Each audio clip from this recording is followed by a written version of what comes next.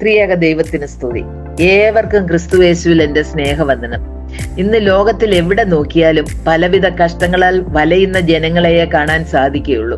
Philippi ലേഖനം 1:29 പൗലോസ്ലീഹ പറയുന്നു, ക്രിസ്തുവിൽ വിശ്വസിപ്പാൻ മാത്രമല്ല അവനു വേണ്ടി കഷ്ട സഹിപ്പാനും കൂടെ നിങ്ങൾക്ക് വരം നൽകിയിരിക്കുന്നു. ജീവിതത്തിൽ ഉണ്ടാകുന്ന കഷ്ടങ്ങളെ ശപിച്ചുകൊണ്ട് ജീവിക്കാതെ ദൈവം അനുവദിച്ച് നൽകുന്ന കഷ്ടങ്ങൾക്ക് പിന്നിൽ വലിയ ഒരു ദൈവിക പദ്ധതി ഉണ്ടെന്ന് നാം മനസ്സിലാക്കണം. എങ്കിൽ മാത്രമേ കഷ്ടങ്ങളുടെ മധ്യത്തിൽ തളർന്നു പോകാതെ ഇരിക്കുവാൻ നമുക്ക് സാധിക്കുകയുള്ളൂ. കഷ്ടങ്ങൾ ദൈവം തരുന്ന വരങ്ങളാണെന്ന ബോധ്യം നമുക്കുണ്ടാവണം. അപ്പോൾ കഷ്ടങ്ങൾ മാറിപ്പോകാനല്ല, കഷ്ടങ്ങളിൽ പിടിച്ചു നിൽക്കുവാനുള്ള ദൈവിക കൃപയ്ക്കായി നമുക്ക് പ്രാർത്ഥിക്കാൻ സാധിക്കും. യോഹന്നാന്റെ സുവിശേഷം 16:33 യേശു നമ്മോട് പറയുന്നത്, ലോകത്തിൽ നിങ്ങൾക്ക് കഷ്ടമുണ്ട്, എങ്കിലും ധൈര്യപ്പെടുവിൻ, ഞാൻ ലോകത്തെ ജയിച്ചിരിക്കുന്നു. പാനപാത്രം നീങ്ങി പോകണമേ എന്ന് പ്രാർത്ഥിച്ച കർത്താവ്, എങ്കിലും എന്റെ ഇഷ്ടമല്ല നിന്റെ ഇഷ്ടം എന്നിൽ നടക്കണമേ എന്നാണ് പ്രാർത്ഥിച്ചത്. കുരിശില്ലാതെ ഉയർപ്പില്ല. ഒരു ഉയർച്ചയ്ക്ക് ഒരു താഴ്ചയുണ്ട് എന്ന് എപ്പോഴും നാം ഓർക്കണം.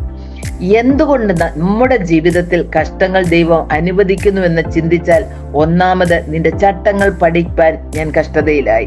119 സങ്കീർത്തനം 71 വാക്യം, നിന്റെ ചട്ടങ്ങൾ പഠിപ്പാൻ തക്കോണം ഞാൻ കഷ്ടതയിലായിരുന്നത് എനിക്ക് ഗുണമായി. മിലിറ്ററിയിൽ ചേരുന്ന ഒരു വ്യക്തി നല്ല ഒരു പട്ടാളക്കാരനാകണമെങ്കിൽ കഠിനമായ പരിശീലനം ആവശ്യമാണ്. ഈ ലോക പിതാവ് തന്റെ മക്കൾ നല്ല രീതിയിൽ ജീവിക്കുവാൻ പല കാര്യങ്ങൾക്കും ശിക്ഷണം നൽകുന്നത് പോലെ തന്റെ മക്കളെ സ്വർഗീയ ചട്ടങ്ങൾ സ്വായത്തമാക്കുവാൻ സ്വർഗത്തിലെ അപ്പച്ചനും നമുക്ക് ബാലശിക്ഷ നൽകി എന്ന് വരാം. അതിൽ നാം തളർന്നു പോകരുത്. എബ്രായർക്ക് എഴുതിയ ലേഖനം 12 5 മുതൽ 8 വരെയുള്ള വാക്യങ്ങളിൽ, മകനെ, കർത്താവിന്റെ ശിക്ഷ നിരസിക്കരുത്. അവൻ ശാസിക്കുമ്പോൾ മുഷികയും വരുത്. കർത്താവ് താൻ സ്നേഹിക്കുന്നവനെ ശിക്ഷിക്കുന്നു, താൻ കൈക്കൊള്ളുന്ന ഏതു മകനെയും തല്ലുന്നു. കർത്താവിന്റെ ശിക്ഷ പ്രാപിക്കാത്തവൻ മക്കളല്ല, ജാരസന്തതികളത്രേ. അതുകൊണ്ട് നാം ദൈവത്തിന്റെ സ്വന്തം മക്കളാണെന്നുള്ള ബോധത്തോട് വേണം ശിക്ഷണങ്ങൾ ഏറ്റുവാങ്ങേണ്ടത്. രണ്ടാമതായിട്ട്, ജീവിതത്തിലെ പരീക്ഷണങ്ങൾ ഉയർച്ചയ്ക്കാണ്. ഉൽപ്പത്തി പുസ്തകം 22 അബ്രഹാം പരീക്ഷയിൽ വിജയിച്ചപ്പോൾ അവന് പ്രൊമോഷൻ കിട്ടി. വിശ്വാസികളുടെ പിതാവ് എന്ന പദവിയും പാലും തേനും ഒഴുകുന്ന ദേശങ്ങളെയും ആകാശത്തിലെ നക്ഷത്രങ്ങളെ പോലെ സന്തതികളെയും ഗിഫ്റ്റായിട്ട് ദൈവം അബ്രഹാമിന് കൊടുത്തു. യോബിന്റെ കഠിനമായ പരീക്ഷയിൽ അവന് നഷ്ടമായതിന്റെ ഇരട്ടിയായി കൊടുത്ത് ദൈവം യോബിനെ അനുഗ്രഹിച്ചതായി യോബിന്റെ പുസ്തകം 42 വായിക്കുന്നു. മൂന്നാമതായി, കഷ്ടങ്ങൾ ദൈവ മഹത്വത്തിനായിട്ടും ഉണ്ടാകാം. യോഹന്നാന്റെ സുവിശേഷം 9 പിറവിക്കുരുടന്റെ കഥ നമുക്ക് സുപരിചിതമാണ്.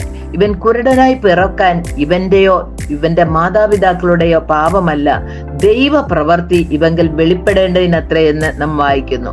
നാലാമതായിട്ട്, നിഗളിച്ചു പോകാതിരിപ്പാൻ കഷ്ടങ്ങൾ ജീവിതത്തിൽ വരാം. സകല വരങ്ങളിൽ ലഭിച്ച വ്യക്തിയായിരുന്നു പരിശുദ്ധ പൗലോസ്ലീഹ. ദൈവത്തെ നേരിട്ട് കണ്ടും അനുഭവിച്ചും അറിഞ്ഞവൻ, വെളിപാടുകൾ സിദ്ധിച്ചവൻ. 2 കൊരിന്ത്യർ 12:7 മുതൽ 9 വരെയുള്ള വാക്യങ്ങളിൽ, വെളിപാടുകളുടെ ആധിക്യത്താൽ ഞാൻ അതിയായി നിഗളിച്ചു പോകാതിരിക്കേണ്ടതിന് എന്നെ കുത്തുവാൻ സാത്താന്റെ ദൂതനെ തന്നെ ദൈവം ഒരുക്കി എന്ന് വായിക്കുന്നു.